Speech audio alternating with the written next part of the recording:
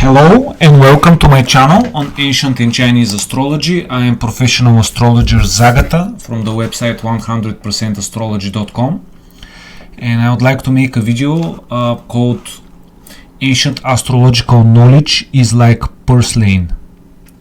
Now, Purslane is a type of vegetable, or considered also wheat, that's extremely healthy, that has so many health benefits. I will show you. I presume that most of you watching this have not even heard of Purslane. If you are, congratulations.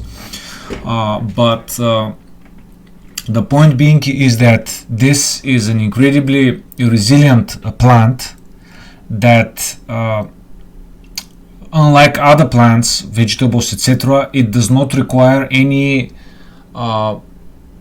care, so to say. Any expensive products to maintain it, to etc., etc. It just grows and grows and grows. And I would like to give you some resources now. I apologize. I don't have English sources in English for Purslane, but I'm sure you can find many. I'm using the sources that are in Bulgarian. I've used a machine translation, but anyhow, the point is, here how it's called, here how it looks like, Purslane. And so here it is an ancient plant that was used millennia ago. There are again documented sources, and as you see here, let me zoom in. Even Hippocrates, the father of modern, the father of medicine, of Western medicine, used the plant as a medicine for gynecological diseases and uterine bleeding. And notice here, Purslane contains 7 times more vitamin C than citrus fruits. It also contains fatty acids, etc., etc. Here is an interesting, very short video in Bulgarian about someone doing research on Purslane and going to the market and asking vendors whether they have even heard of, or whether they know what it is. I mean, it's showing them the plant, etc., and asking them, do you know what this is? Do you know what this is? And only this woman knew what this is. And again, it's most unfortunate. And let's see, it also protects against cancer. Again, one of the most widely spread, you know what cancer is, killer number. Let's see, heart attack, stroke, cancer, number 3, number 4, the number 1, 3 or 4 killer. So yeah, and there is also another source here that I've used for Purslane. Again, take a look here. In the 8th century before the Common Era, a Babylonian letter mentions the plant as a herb from the gardens of the Babylonian king Marduk, etc., etc. So again, very here again in Bulgarian folk medicine, unfortunately, again, this knowledge was suppressed, if not outright destroyed, when the communist, or should I call them the Zionist communist regime, invaded Bulgaria in 1944 by the Soviet Union. And they destroyed not just this knowledge, but many other types of knowledge. They suppressed astrology, etc., etc. But anyhow, the reason I'm making this video and this beautiful analogy is to illustrate. Today, I went to my favorite producer. He produces fruits, vegetables. He has walnuts. He has many things. He lives in the country, etc. He's a farmer. His father was a farmer, etc. And he's been giving this to me for the last probably 5-6 years, and he doesn't even know about this, the amazing benefits of, even though it grows in his yards, on his land. And again, I wanted to pay him. He refuses. He says, this is wheat. I can't charge you for wheat, This thing grows. I can bring you bags, And he continues to bring me from time to time when I ask him, and especially in the summer, I eat it regularly. And it's been 5 or 6 years, and he has not even tasted it. He says, I can't eat this. This is wheat. Again, folks, and in this article here, it says that Purslane is more expensive. In Germany, it is more expensive than grapes. Purslane. Again. And again, this man sells grapes. I mean, I bought grapes today, for example, from him. But not just him. And before him, I was other producers, other farmers were bringing me purslane, and they refused to charge. I wanted to give them something, they said, this is wheat, look at the, actually the roots, he cut out the roots, but I mean it's extremely resilient. It doesn't suffer diseases. It's it's amazing. And the point is, again, this amazing food. There is a recipe also here. You can eat it. I had a tomato cucumber salad with purslane and also some olives. And again, this amazing food. And what do people eat? People eat, especially in the West, but not just in the West. Genetically modified foods. They eat processed foods. They eat junk foods, basically fast foods, etc. And they don't even they don't either don't know about this, or and many other foods, or they don't appreciate it. They don't appreciate them, all these foods and herbs, etc.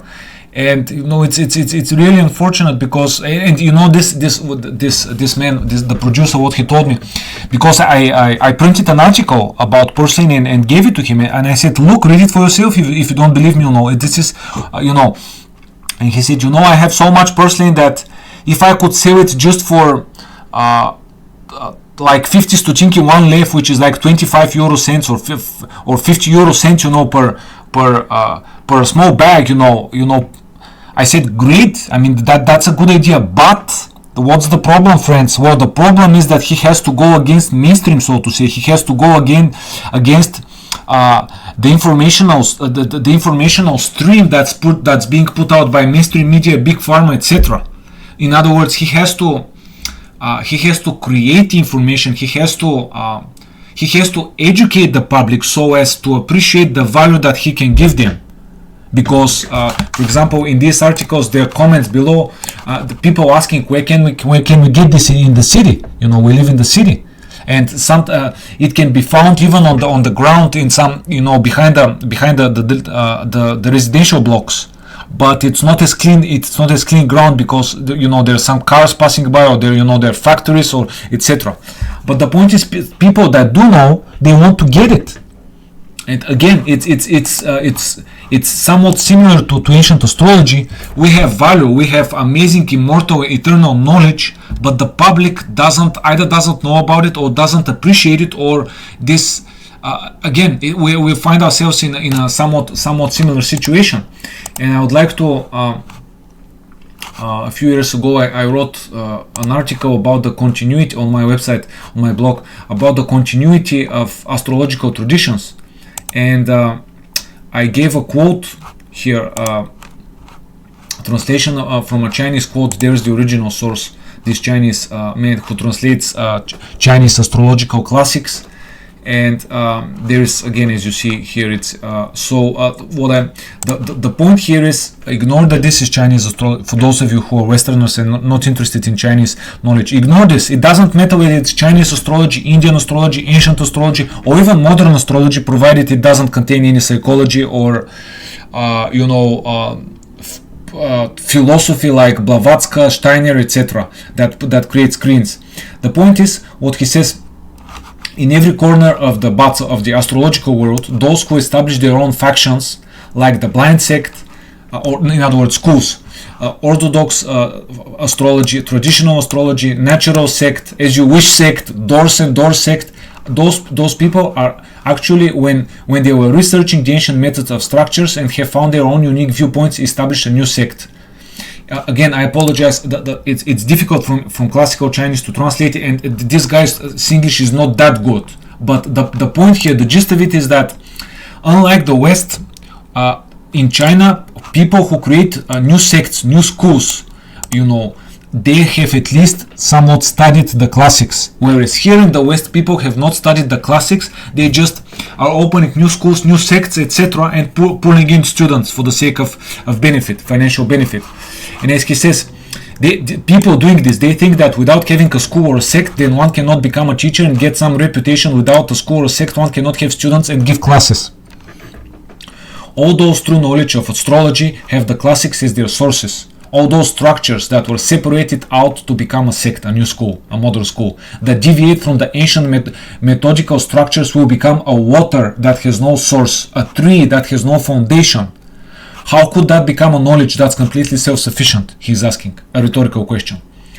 And he continues, to leave the classics and establish a sect, a modern astrological school, would give some kind of satisfaction. That is because the method, ancient astrology, was invented by ancient people, is a synthesis of an enormous theoretical system.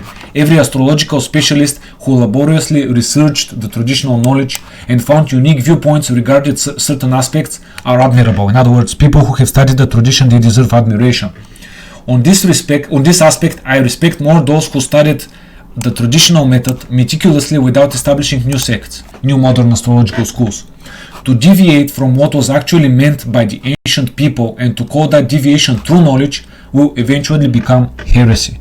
In other words, modern astrology without, or any type of astrology without strong roots, without foundation, without this eternal knowledge, that starts to tinker knowledge just to change it for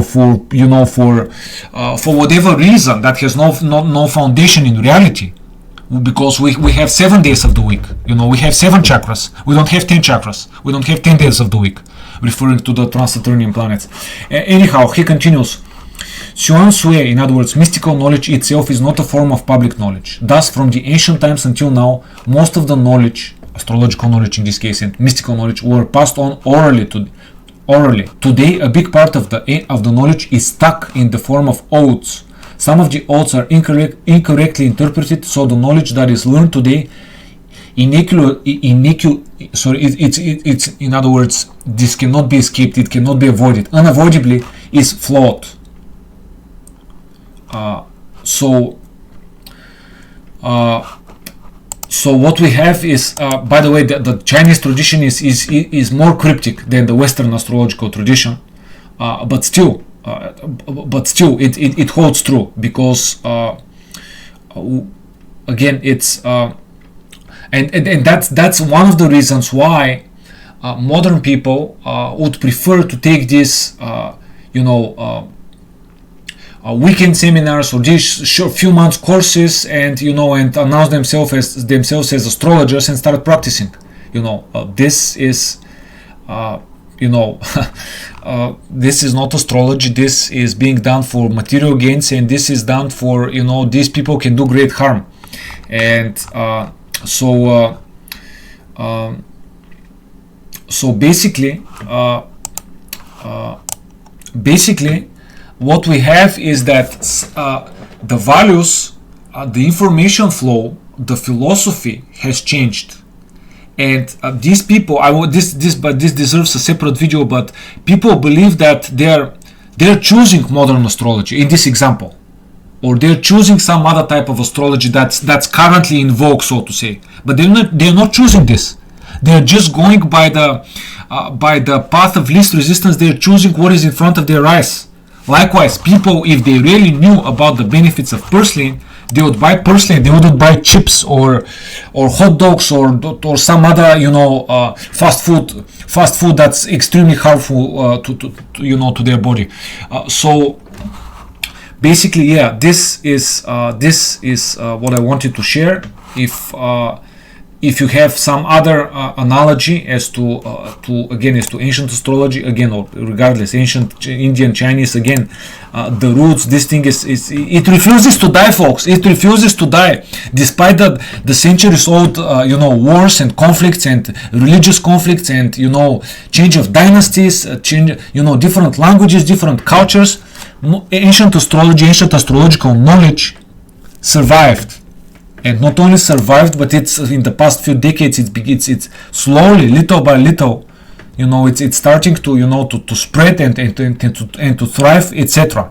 It will take time for the tide to turn, but yeah. So again, and by the way, the analogy that I'm giving is extremely accurate. However, from a certain perspective, from a different perspective.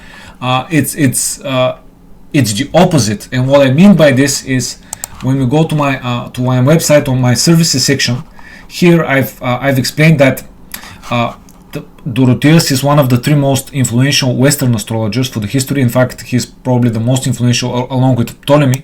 But shortly before his death, the astrologer Dorotheus from the 1st century AD bequeathed his book to his son. In his book, he wrote that he had traveled to Egypt, Babylon, and many other countries in search of knowledge. And like the bees that extract nectar from various kinds of trees and plants to make good honey, Dorotheus collected and sifted from the most worthy astrologers before him to write his book. And here is his book. I've written about this. Carmen Astrological, translated by Benjamin Dykes. This is the Umar Tabari translation from the 8th, 9th century. So the point is, unlike this, I mean, to ancient knowledge is not difficult to come by. You have to look like a bee. So likewise, even though it's resilient as the Purslane, but you have to find it, you have to locate it, you have to sift through it, you have to, etc. So myself, I've collected and sifted knowledge from the United States, Great Britain, Canada, China, Bulgaria, Malaysia, and the Netherlands, to be able to offer what I'm doing, the services that I'm doing, and etc. This is what I wanted to share, folks. This is my channel, Ancient and Chinese Astrology. I started recently 2 weeks ago. If you resonate with what I'm doing, please like and subscribe. If you have a question or a comment, write them. I will be happy to read them and reply. Thank you.